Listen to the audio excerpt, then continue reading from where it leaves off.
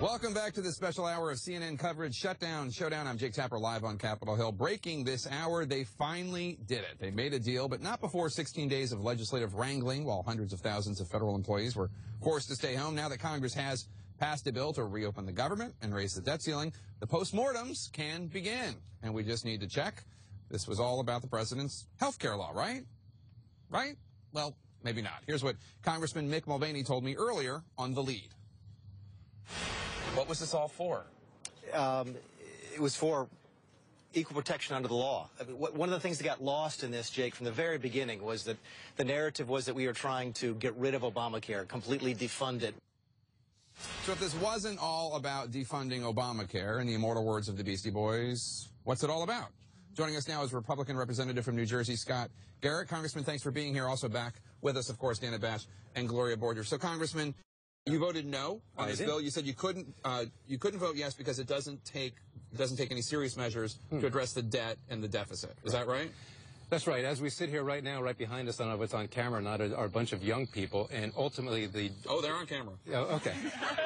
Good for them. Oh, they're there. Young people. So ultimately, the unfortunate result of the vote tonight is that we are not doing anything to make our government sustainable fiscally, and that they and our kids and our grandkids are going to pay the price. We did not, as your previous guest said, bend the curve whatsoever as far as spending, and we are on an unsustainable path. We are $17 trillion in debt. We're going to add another $1 trillion almost to that if we do out a CR, and another $2 trillion on top of that because of the Affordable Health Care Act, Obamacare on top of that. We are on the path of going to almost 250% of GDP. Right now, 100% of GDP. This is not sustainable. We cannot go that way. I take your point. Okay. But that wasn't what I heard when people were talking about shutting down the government. Sure, they were talking about defunding Obamacare, not because of the deficit, because they think that Obamacare is bad. It's an intrusion into the rights of people. You heard your colleague earlier. They say it had about equal rights, whether or not the individual mandate should be delayed, just as the employer mandate was. So, as you heard me just say, part of the Affordable Care Act is saying that we are adding $2 trillion to our budget deficit. That's unsustainable. And so we are making the case that something needs to be done with regard to that and all the entitlements and all of our spending. What Mick was simply saying is that what the law is right now, he was making allusion to, is unfair. That President Obama is sitting in the House, in the White House, saying that every American should be subjected to the Obamacare, and he's not, and his wife is not, and his kids are not. Yes. So here's the thing. You want to win back the White House, obviously, because then That'd be you good. presume you'd have a president. Can you help us do that? Then you presume you have a president who would agree with you on these things. But if you look at the polling... Yes, the polling said that most...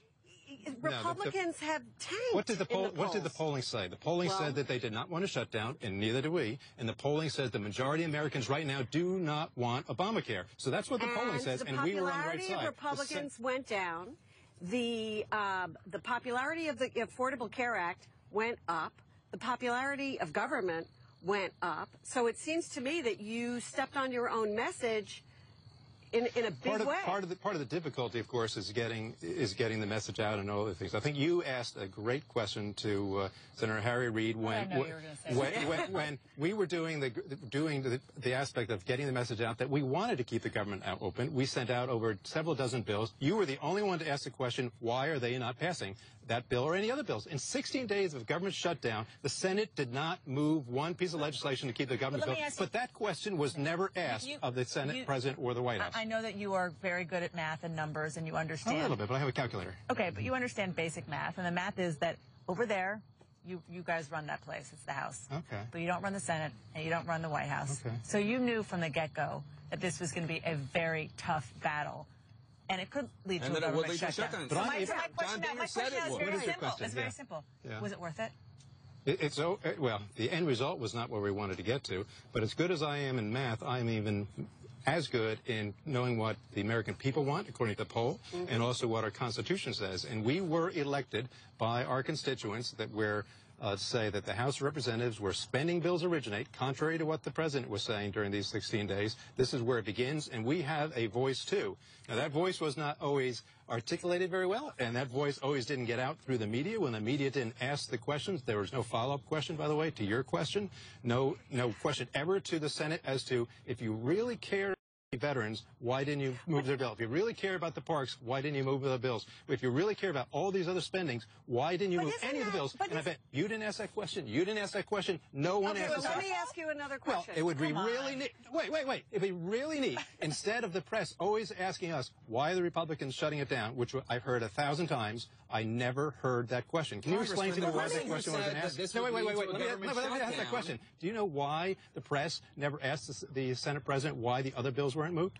You did a great job in asking that one. I was just going to say, I think that we tried very hard to be balanced here. Great, but why was the Democrats why they were potentially at certain points a part of this? No, that's not the question. But at the end of the day, this was a very deliberate strategy by a small part of the Republican caucus. No. How many Republicans voted on all those bills? Almost 230 Republicans. But you know full well that wasn't because that was that they supported that. Peter King was against it. He voted for it. Aaron Schock voted for it. And all the moderates voted for it.